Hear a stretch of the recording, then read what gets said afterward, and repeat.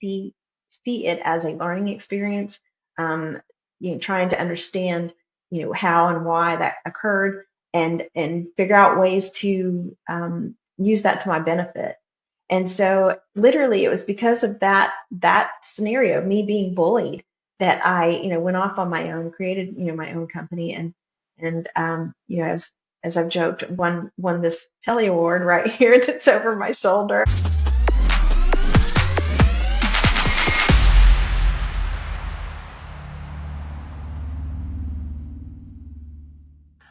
Welcome back, everyone, to the Coachful Coaching Leadership Podcast. Today, I am here with Lisa Edmondson.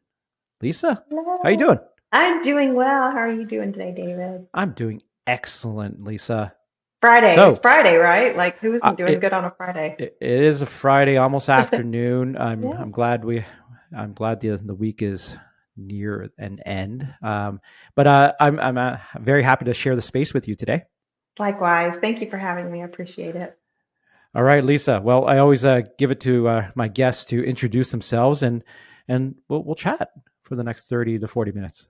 Awesome. Okay. Well, I am Lisa Edmondson. I currently am working as a solopreneur. I have a company called Leadership Reno.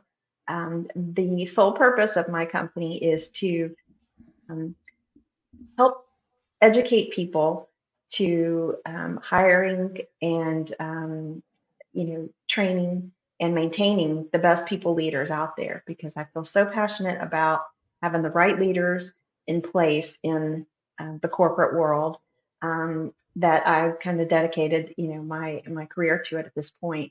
Prior to 2022, I was in the corporate world for my entire career in the learning and development space. And so that's kind of my forte, which is why I, want to educate others, because I, of course, like creating content. So that's what I'm doing currently, is creating content to help others, educate themselves on leaders and anti-bullying. Okay, Mhm. we're going to unpack some of that I today, know, Lisa. right? It's a Yeah, lot. let's unpack that. And I think for the folks Mhm. listening, this is a really important topic, and this is why Lisa's on this podcast, and actually through one of our mutual connections, Kalyani, who was in Mhm. one of our previous episodes, we got introduced. But the topic of bullying, a topic of leadership reform. It sounds like it's something you're really passionate about. And on this podcast, we talk about leadership, and the beauty of it is I get to meet people like yourself who are like you've actually been in the muck, Mhm. right? You've actually Mhm. seen it, been there, done it, you felt it, Mhm. right? Yeah. And you can empathize with others, and that's why you're coming to this today with you said right before we started recording that your sole mission right now is, since you left the corporate world, is to help with leadership reform, Mhm. especially in the corporate world, but really in any industry. So can you talk a little bit about that? Like what's what makes this so important for you, this Yeah. leadership reform?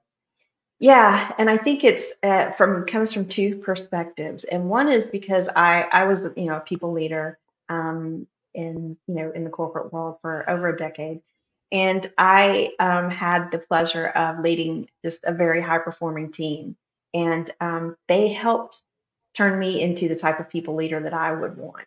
And so, just having that experience, learning from them, and seeing what the outcome is, I was like, oh, okay, this is pretty cool. Leaders matter. And then on the flip side of that, I was the victim of or rather the target of a leader who was a bully. And so, seeing both sides of the coin, what a leader could do versus, the damage they could do, that really brought it all together for me. And so since I left, that organization, I've, been trying to kind of compile some content, and even in writing, in the process of writing a book to talk about leadership reform, because leaders are the primary resource that organizations have to engage their employees in a more productive and profitable workplace. So that's Hmm. part of the research that I've been doing as well, is gathering the data on that. Okay. And what's this book? You mentioned it's going to be published very soon. You're working with a publisher. It's going to be on Amazon, Amazon Books. Is that right? Yeah, it is. I'm self-publishing, and the book is called The Ethology of Leaders.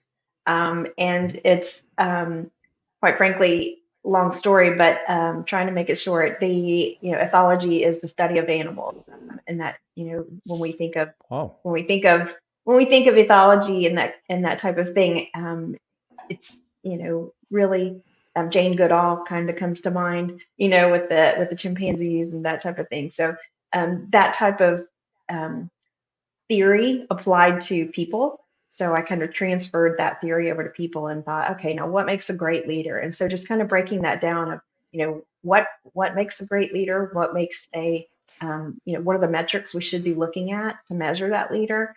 And those same, characteristics that we should be using to hire the right leaders, because they do have such a influence on the organization as a whole. It's a ripple effect. Um, so, Hmm. and especially when you have a bad one in place, also a ripple effect. So it can be either really great or really bad. So, mhm, Yeah, yeah. It's certainly hiring individual contributors is very tough. mhm, Hiring leaders, first line leaders, is hard. mhm, Hiring second line, third line, etc., all the way up to C suite, mhm, it gets infinitely more difficult. And reputation matters, mhm, track record matters. Um, who this person knows, even though we talk about inclusive hiring, et cetera, et cetera, I think it really is important what this person's track record of how they treat people mhm, is very important, and how not just what they've achieved, but how they've been achieving it. yeah, yeah, Carrot, stick, mhm, all stick, mhm, right. or good balance of both, right?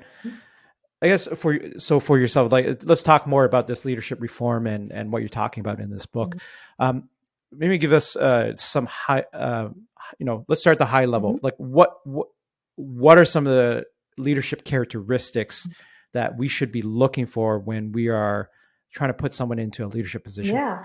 Ironically, it's probably the opposite of what we're currently doing right now. Because as you said, leaders often get into their role based on reputation, who they know.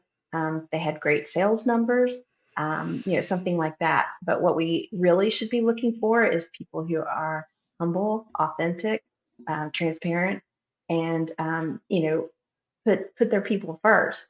Because if you approach leadership from that view, then all the rest will happen. All the numbers, the productivity, the sales, everything else will happen, because you are empowering your team to be their best, to do their best at their job. And so that's um, in my book. I talk about this in further detail, but those are the characteristics that we should be looking for. But you don't see that when we're going through the hiring process. You don't see them trying to measure your authenticity, your humility, or anything like that. They want to know, what have you brought to the table? What have your numbers?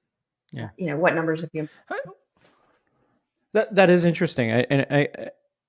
How would someone measure that? How would someone actually gauge like how authentic someone is, how humble they are, Mhm. how whether they're a servant leader, like a lot of the qualities we want. Right. How, how would you actually measure that? That's a good question, and it's hard to measure it like, for example, in an interview scenario. However, you can look to prior experience. And so, for example, I always say if I'm hiring a people leader, I should be able to go on LinkedIn and I should see recommendations from people who actually reported to them previously. So, and the Hmm. reason why I know that is because that happened to me. Like my people jumped to that forum to kind of vent or share how they felt about me as a people leader. And so I didn't even have to prompt them. They just wanted to do it organically. And so I feel like that Hmm. something like that should be evident, on their social media. We should see some sort of relationship that they have with their employees. Not that a lot of leaders go online and um, make it a habit to communicate business with their employees, but you should see those connections. You should see Hmm. that they have connections to a lot of their employees.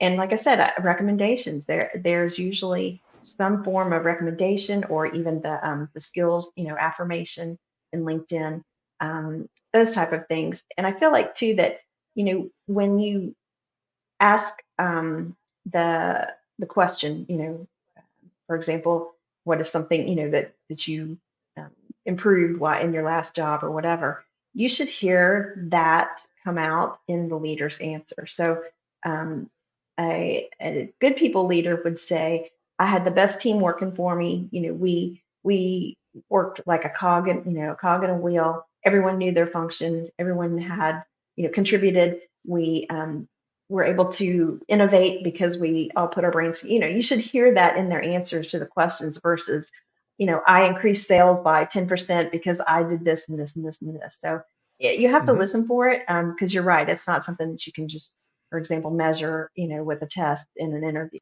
Mm-hmm. Um, you have to listen for it. Okay. What's your take on reference checks? Reference checks, I think, are bogus, because, you know, really we can't. Um, I mean, I do think that if someone was honest and they did put any of their former employees as references, and we did follow up with them, then that would be, probably a good reference. But nowadays, references are prior employer, and you give that information, and it's a 1-800 number, and they can only verify, your time of employment, your position. So I don't know that Mm-hmm. reference checks. Do what they used to. I remember back in the day, they used to literally call, the people that you put 3 references on your application, and they would literally call them. And that doesn't seem to happen as much anymore. And I think that's because there is so much visibility through social media, that you can find out a lot about people that way. And I think organizations do a lot of that investigation through social Yeah. media nowadays. Yeah. I mean, I certainly Yeah, do. yeah, yeah. Right. And it was actually not for a bad reason. There's one person I really wanted on my team. This is years Mhm. ago.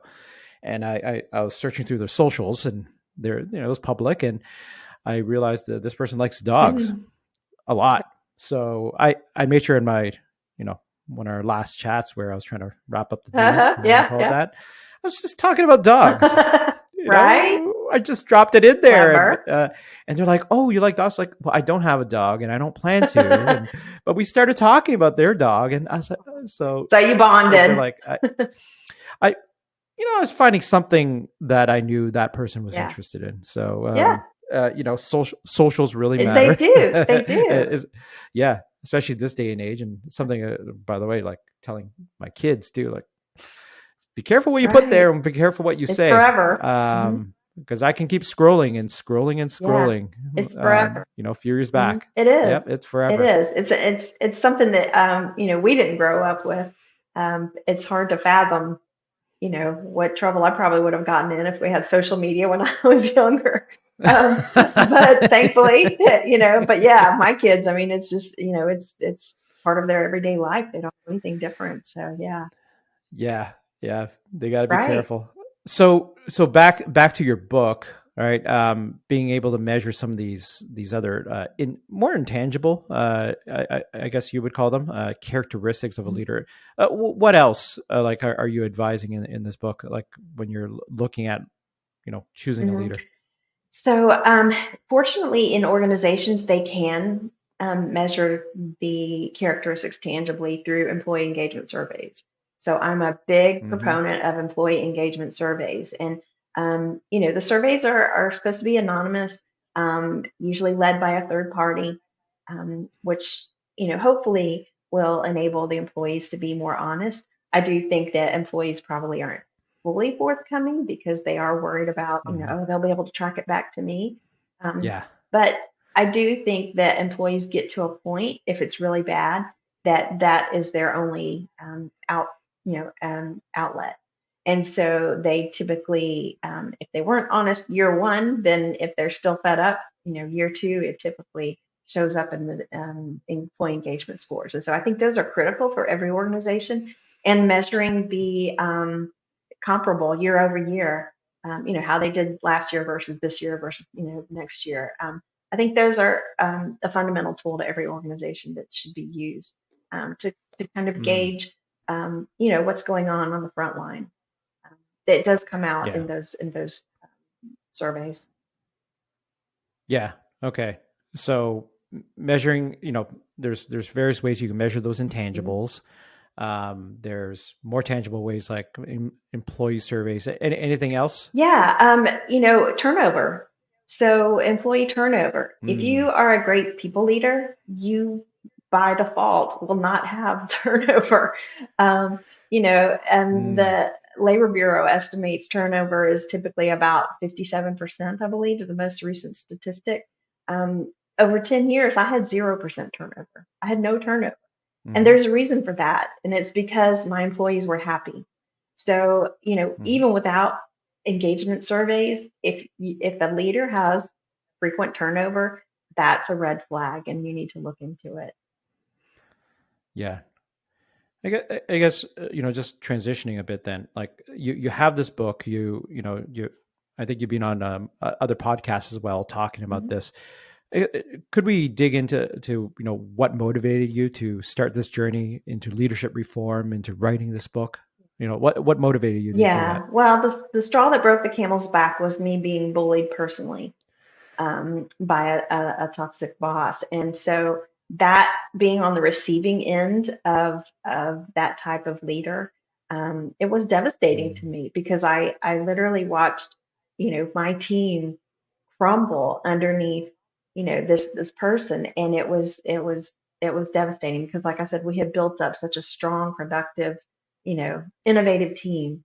To watch it crumble just within a matter of months was just devastating. mm, And so yeah, that really was, the motivating factor. It was like, okay, wait, we're doing something wrong here. How did this person get into this type of leadership role without anyone, knowing that they were like this before now, or did they know?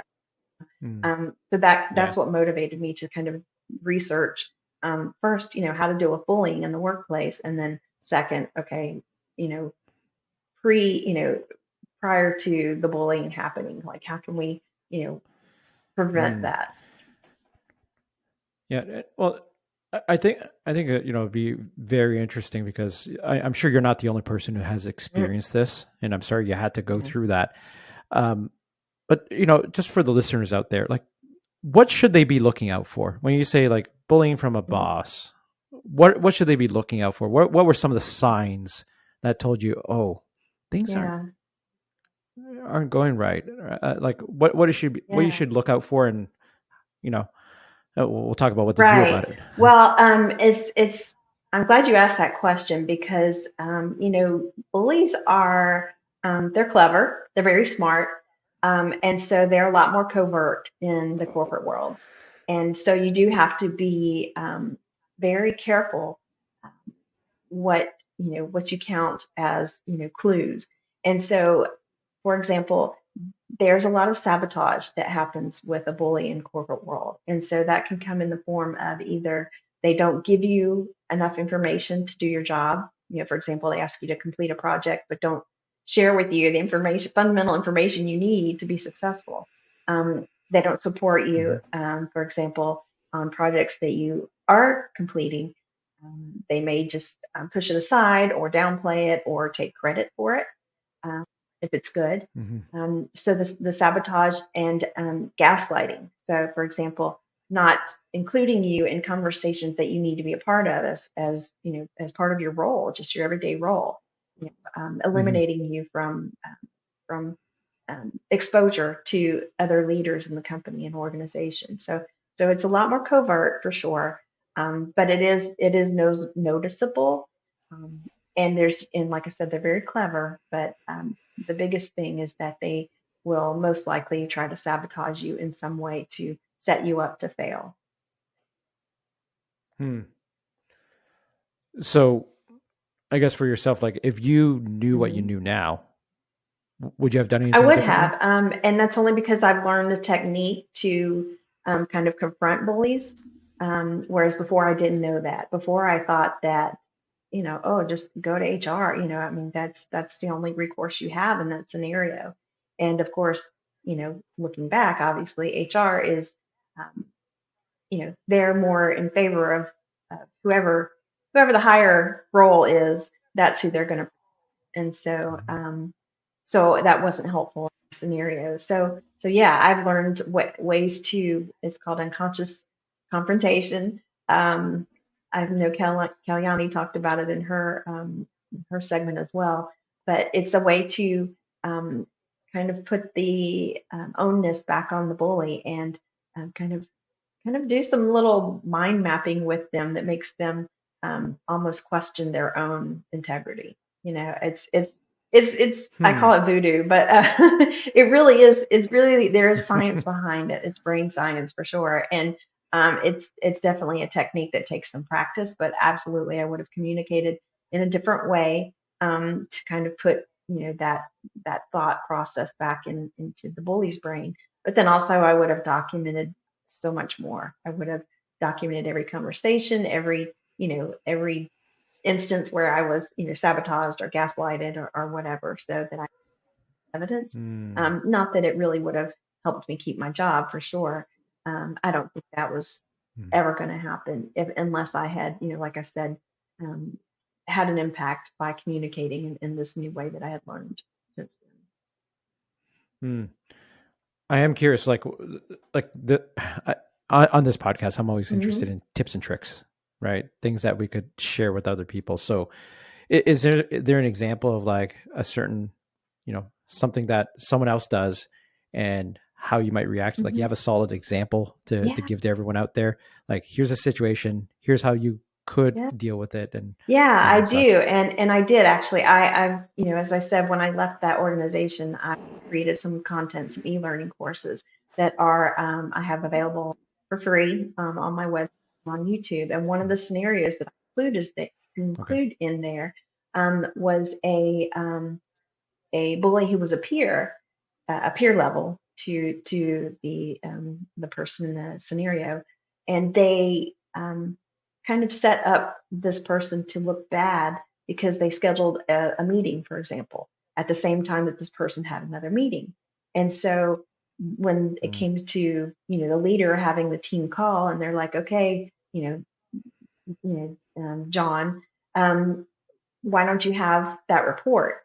And John's like, well, because Lisa didn't want to meet with me, and I couldn't get the information I needed. And so in that scenario, typically the response is immediately you're defensive, and you're justifying, well, I had another call, and but the way to handle that rather is to put it back on to John and say, John, didn't I email you that information? You know, um, and kind of make him confirm that he had the information, for example, because I couldn't attend the meeting, I emailed it. Hmm. And so putting it back on him and Yeah. putting him in a scenario where he has to kind of answer for himself. I mean, I mean that scenario. I've seen it. Sad. Fortunately, not in my current organization, but I've been in other organizations where it's a form of gaslighting, a form of um, Hmm. not Hmm. taking Yep. accountability, right? And sometimes if you have a good culture in your organization of accountability, like something like Right. that wouldn't even fly. I know a lot of the people I work with right now, very fortunately, if someone said, well, Lisa Hmm. didn't provide that to me, and we would turn back to the person, tell me more, like, Hmm. why didn't you Hmm. ask Lisa for it? When's the last time you talked to her? And I would, like, personally, I would ask them, it's like, wait, hold on, so you're just Yeah. waiting on Lisa, you didn't Right. approach her? That's actually your Yeah. responsibility too, right? It's a shared Yes. responsibility. I blame both of you. Right. Get out of here. No, Right. don't. You're both out of here. Yeah. No, but see, that's because you're a No. good leader, and that's why it was allowed to happen in my scenario because I did not have a good leader who would have Yeah. done. Yeah. Okay. Okay. So you've experienced a number of things here, right? I mean, anything else you want to share? Like, you said there was a straw that broke the camel's back. You gave some examples of what happened. Any other, like, tips and tricks that you love to that you can share with the Yeah, I audience mean, I here? think, like I said, the methodology that I stumbled upon, quite frankly, through 10 months of research, is available through a company called Flowcess, Flowcess. And they Hmm. have a website. And quite frankly, I encourage people to check out their content as well as mine, because I've worked with them to create content that kind of spreads the word a little bit more. We just can't get the word out enough. Enough people don't know about this, but it actually is scientifically proven to work if you approach it and approach bullying using methodology. And so Hmm. I quite frankly don't think that we should waste our time going down any other path, because I know that this works. And so there's resources out there that can Hmm. directly help you change your life, really, and take control of your life, and kind of, um, you know, mitigate that scenario without losing your job, for example. Yeah. So if you were to give one piece of advice, or it could be a couple of pieces of advice to like leaders that are listening to this, emerging leaders, young leaders, even experienced leaders, what advice would you give them when it comes to managing bullying, managing, this type of stuff that you've talked about in this leadership reform Yeah. that you want to So, see? and I'm glad you asked that, because it's not, if bullying is already occurring in your organization, it is hard to undo that. And often that is a sign that somebody higher up is allowing it to happen, or they're looking the other way. So that's a red flag. But for emerging leaders, or people who don't currently, aren't currently aware of that happening in their organization, it's absolutely up to the leader to kind of set the pace. Um, if a leader looks the Hmm. other way, that's in condoning the behavior. And so as soon as the bully sees a leader, condoning their behavior, that just encourages them to continue on. And so it's a matter of, especially if Hmm. you're coming in new to an organization, kind of getting a feel for, what's going on, listening to the employees, talking with them, asking their opinions. If you dig um, deep enough, if there is a bully in the organization, you'll learn about it. Of course, they may not be comfortable, sharing that with you when you first, come into the program, but you'll eventually find out. And so I think it's a Hmm. leader's responsibility to identify, whether or not there is a scenario like that going on. And then if they do find it, they need to put a stop to it, because if, like I said, if you look the other way, that's condoning it, and it will get worse. It won't go away. Bullies don't just suddenly become cured overnight. Yeah. Hmm. How would someone know if If they the are a bully person is a bully, in the corporate world, or really any world? Yeah, like yeah, yeah. No, just that's a talking about good self question. awareness. Yeah. I mean, yeah, like and Hmm. maybe not even Right. intentionally. Well, What are some of the yeah. signs that you might be Well, and a it's funny corporate bully? because a lot of bullies are narcissists, and so they don't have that self-awareness. Um, but there are people who are bullies that don't really realize they're being a bully, and so those are the ones that I believe, quite frankly, are the low-hanging fruit. They are curable. They absolutely, if they're made Hmm. aware of how their behavior is impacting others, if they have any remorse whatsoever, then they're salvageable. In my, and I do know Hmm. people who believe that narcissists are also salvageable. It takes a lot more work though, and usually, a professional has to help with that scenario. So I wouldn't personally, try to try to reform a narcissist, but there are a lot of people, like you said, that kind of fall in between, and they don't realize they're being a bully, and often it's due to insecurity. And so, as a person being bullied, trying to understand where that's coming from, why does this person feel insecure? Are they threatened by me? Is there something I'm personally doing that makes them feel threatened? And then approaching it from that angle, because I Hmm. know from my perspective, in retrospect, I realized that my bully was insecure of the quote unquote power that I had within my organization, just because I had built that organization. I'd been there from day one, and um, so I had a lot of impact, a lot of power, a lot of influence, and that my bully felt threatened by that. And so rather than, you know, rather than that Hmm. person taking the approach of, joining forces with me, which is what I thought would happen. We're going to join forces and we're going to just rule the world. We're going to take over. Um, and they took the Hmm. opposite approach, which was to just get rid of me. Get her off the plate, because then people will listen to me, and and I can have more influence that way. So it's a Mm. lot to put on a person to try and understand the psychology behind it, but it really does have an impact, Hmm. when you try and understand the root cause. Yeah. Okay. Well, thank you for that. Um, I do want to talk about, like, just for yourself, future looking, right? Like, what you're pursuing next, Lisa. So, with the book, it's almost done. You're on this mission for leadership reform. I asked you, share something Yeah, crazy but true fact about yourself, and you're talking about how yeah, you I went to a did. certain conference, Yes. hunting down a celebrity. You want to Yeah, talk about that? I fully confess this on social media. So this is the first actual, live video evidence I will have of it. But yeah, I had I don't know what you want to call it. I think you use the word serendipity. I call them epiphanies, or something like that. Sometimes you just feel compelled to take action. And so after writing my book, I this is my first book. That's not my day job. That was just something I felt, compelled to do. But for whatever reason, I attended an actual um, uh, what's the word I'm looking for? Concert. Thank you. I attended a concert of this person, and for whatever reason, shortly after that, I kind of just suddenly had an epiphany that this person needs to write a book, and I need to be the one to help them. Completely came out of nowhere. I have no idea where that idea came from. I don't know why. I, of course, tried to avoid it for weeks.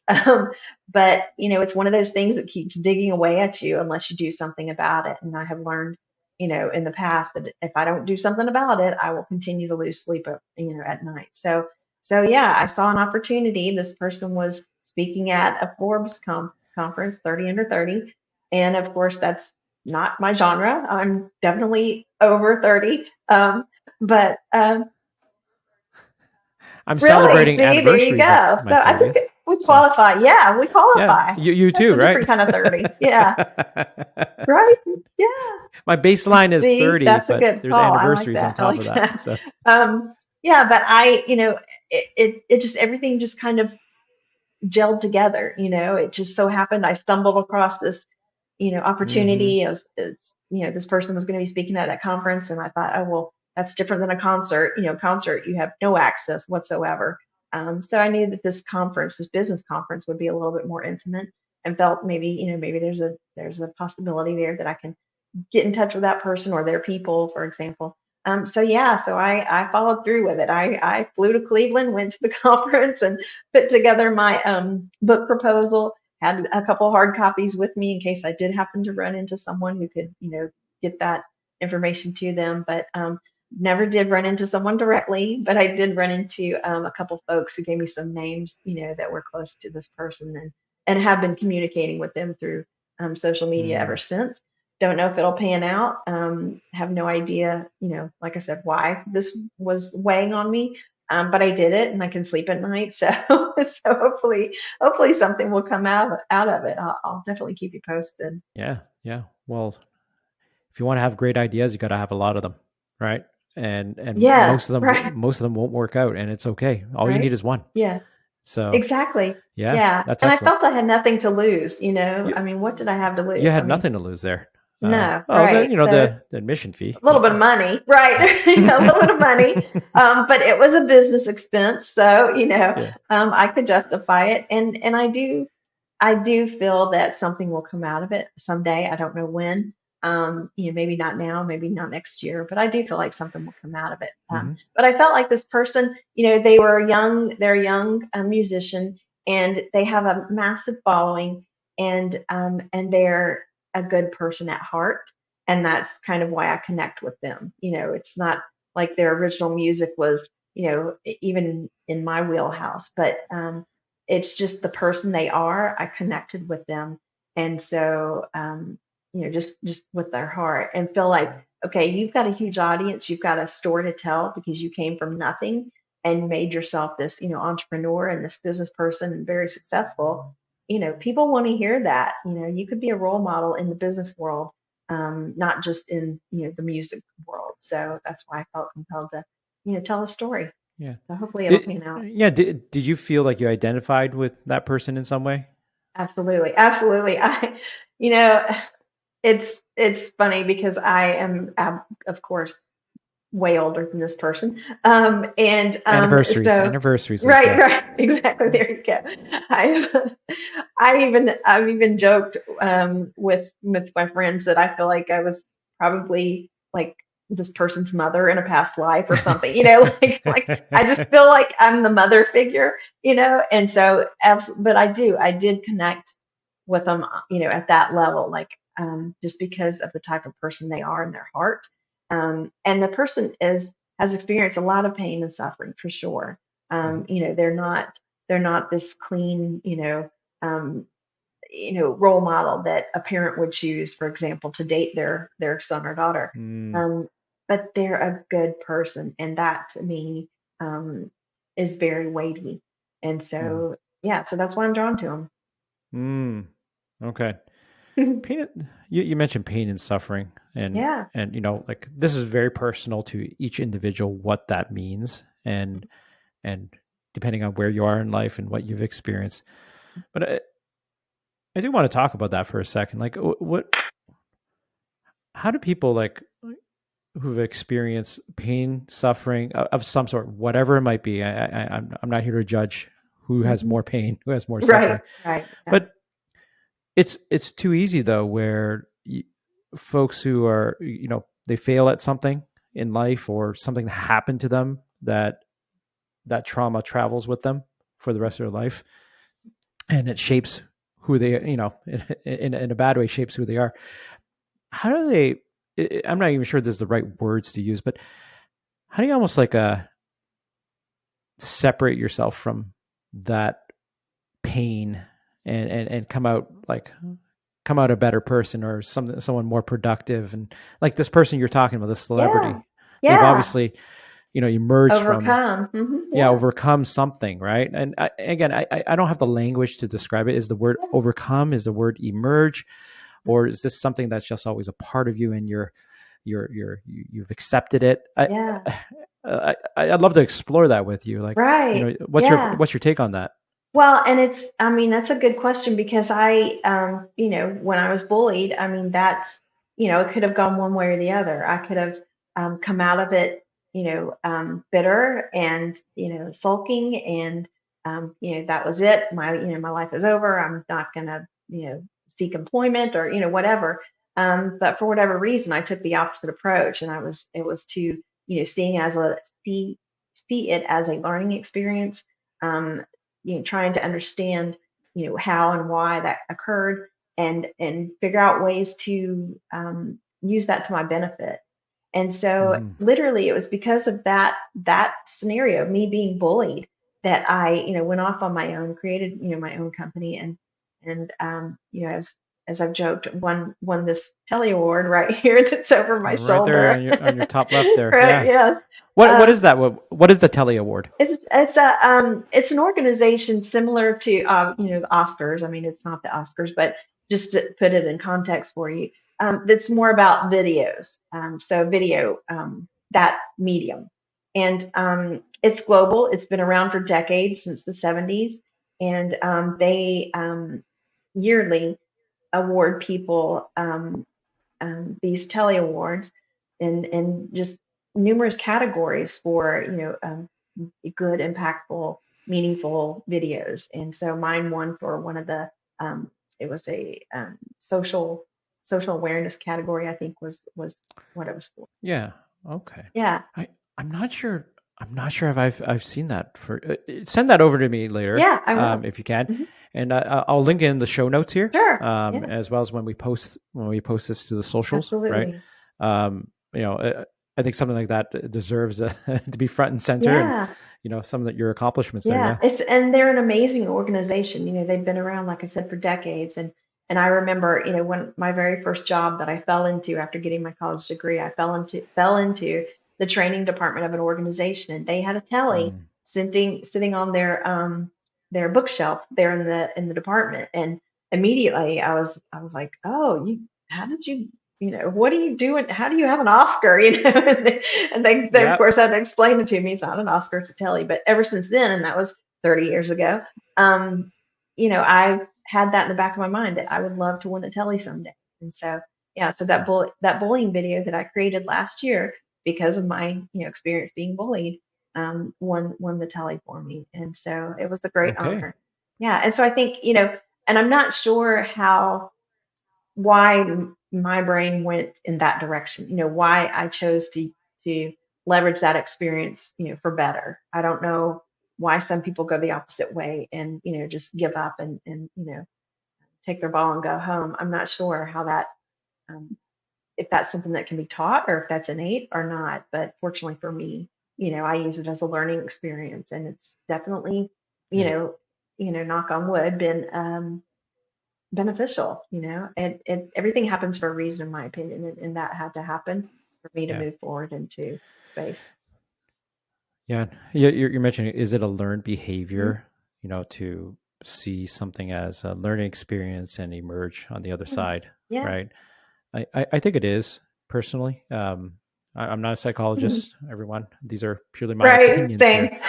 same. But I really feel like how you do small things is how you're going to do bigger things as well. You don't just suddenly one day, oh, I'm going to learn from Yeah, this traumatic event, true. whatever it might be for Yeah. yourself.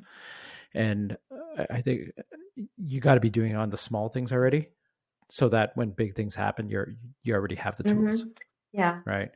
It's not going to be easy, right. obviously, right? Mhm. And you probably have, would you say for yourself, like if you think of yourself growing up, you've had a tendency to see things as learning opportunities, you've as growth opportunities, and minor Yeah. setbacks, short term. Yeah, I think Yeah. so. I think, I've always tried to see the positive. That's my preferred frame of mind. I don't like focusing on the negative, and so I think, just that's innate to me. But yeah, I think I've found that it's more productive for me to try and learn from the experience and move on and grow than it is to sit there and waller in it and um, do the self pity thing, because that never amounts to anything. Nothing good comes out of that. So I think by Yeah. process of elimination, it was more of a, okay, I better take this other approach, or I'm just going to sit here and waller in my own sorrow forever. So yeah, I think definitely, Mm, um, and it's kind of a survival, type technique, I think, as well, because we can get into our own yeah. brains and do a lot of damage there if we're not careful. So yeah, so I chose to take the positive route. Yeah. Yeah. It's it's it's kind of brutal to think about our own Mhm. brains. Just it messes with Yeah, us. It could do brutal things absolutely. to a human being. It's sometimes sometimes I'm very interested in evolution and learning about that in biology class as a kid. But it was interesting. Like on one hand, we made fire, we know how to cook, and we've built Mhm. buildings. All right. On the other hand, this muscle between our ears can also mess Mhm. us up Yeah, pretty badly if we're not careful with it, absolutely. right? Um, and sometimes I wonder, is that to our advantage Right. as a Yeah, species, I right? know. I maybe not. I Right. don't know. Like sometimes wouldn't it be better if we were like automatons, Right. right? Well, it's funny you say that, because and that's the ironically circling back to, the solution that I found to bullying. It does play with the person's mind. It kind of Hmm. genuinely gets their unconscious brain to kind of take action. And, that definitely, um, just solidifies how powerful your unconscious brain is. But that it can Hmm. be. modified. It can be changed. You can reroute those, those synapses and turn something Hmm. positive.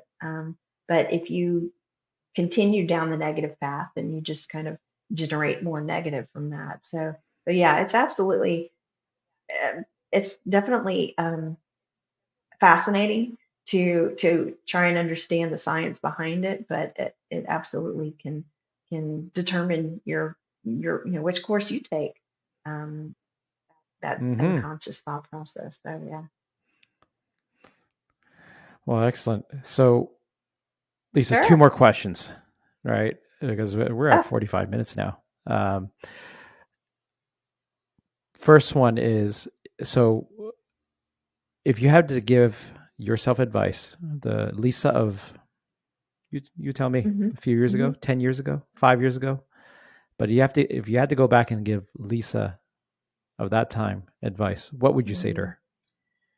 That's a good question, because I feel like the path that I was on, is the path that I was meant to be on. And so I Mm. don't know that I would necessarily change anything, because everything has led me up to where I am right now.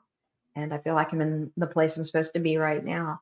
But I think I would say to her, um, quite frankly, I would teach her how to deal with bullies, just because I feel like that scenario could have turned out completely different if I had known the methodology that I know now. Um, but more importantly, Mhm. is to um, be more aware of, what bullying is, and how it can impact you and those around you. Because I had never been bullied in the workplace before. Um, so it Mhm. completely caught me off guard. I was a lame duck. I mean, I literally, was just a easy target.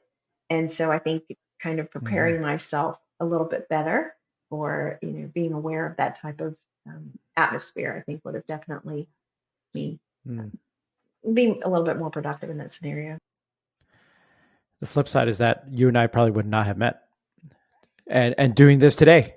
Right? We wouldn't, And you wouldn't absolutely. have written a book Yeah, that's what I say. and multiplied the Yeah. effect. So, No, that's what I'm saying. Yeah, I feel like everything that happened yeah. was supposed to happen, and I wouldn't change anything, because I, wouldn't be where I am right now. Uh, but yeah, that's what I would have told myself if I could have. All right. So, Lisa, thank you for that. And I always leave the last question to my guest to ask me. So it could be anything you want, and I get to Wow. decide whether it gets edited out or not. So I hold veto power on Okay. that. So, Lisa, it's on you now. Ask me any question, and I'll see if I can Awesome. answer. Wow. Oh wow, that's huge, because my brain immediately wants to go down the humor route, but Go. I'll no, because my question will be, is Salesforce hiring? Yes. But secondly, it would be more importantly is, this mission that you are on, with your podcasting. Um, Obviously, you're, kind of like me, trying to um, you know benefit others through your experience. I guess for me is, what was the trigger? What compelled you to end up in the space that you're in right now, too, to want to share, Yeah.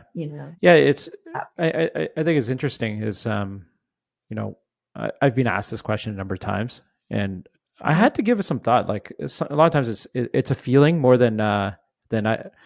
It, this is good or good and bad about me, but a lot of times when I mhm, trust my feeling a lot, and mhm, it's my leadership strength and weakness. It's a strength mhm. because I trust it enough that most of the time it is the right path to take. It's bad because I can't verbalize it, and it's hard to get buy-in sometimes and answer the Yes. why. So I need to be more conscious about being able to Ah, um, sit down, think, and interpret the feeling that the subconscious brain is telling me, but I can't verbalize. I didn't have the word. I don't have the words to say, "Oh, this is why." So a lot of this was started around a feeling like there's first of all, like I have my opinions about leadership, but there's people around me I know that know even more. And I have such a strong network of people that I know who are great leaders in their respective fields, and thought leaders like yourself, and lived experiences, even more importantly, not just hypothetical. And like, the thing Yeah. that boils me is like these people on YouTube have probably never worked a day in their life, truly, like, oh, do this and Yeah. that. And I'm like, this guy hasn't worked before, really, and Yeah. Yeah. they're advising all these Fortune 500 companies, and they're Right. famous because they're famous, because they It's have nice words. fascinating. Um, Right. I'd That's rather hear from people who are, even like a little rougher around the edges, but have lived the experience, and I can help interpret it. So, so yeah. that was the feeling. I had this feeling like I wanted to multiply that effect. Um, Yeah. and if I'm to rationalize it, part of it was last year I started taking a actual coaching certification course. Right. So one of the things I love doing is coaching. So it's Sure. like, hey, let me learn this formally, an actual formal framework around it, and spend 6 months doing that. And Mhm. something caught my ear there was around multiplying the effect of coaching. And the founder there, Natalie Blais, who's been on this podcast, and something about that just really stuck with me. And so I felt I have a platform here. I can do it, and I feel I could do something different. And it's not hard to start a podcast. It's hard to Right. keep it Yeah. going. Sure. Right. Because it's a lot of work. I mean, I It's know. not a lot of work, actually. Well, the editing Yeah, and scheduling and it actually, the harder part is just keeping that schedule going with people, and Mhm. having a day job at the same time. But Yeah. this, like, just my conversation with you is so energizing. Whenever I come off these conversations, I'm like, oh my god, 45 minutes, well spent. Gain energy. That's It's the wonderful. energy I'm getting from it. So if I was to further rationalize this, right, there is the giving, and Kalyani will say, like, my why is a giver, my how Yeah. is, I don't remember what my how was. Server, I Server, think. yes. Yeah. Uh-huh. so Yeah.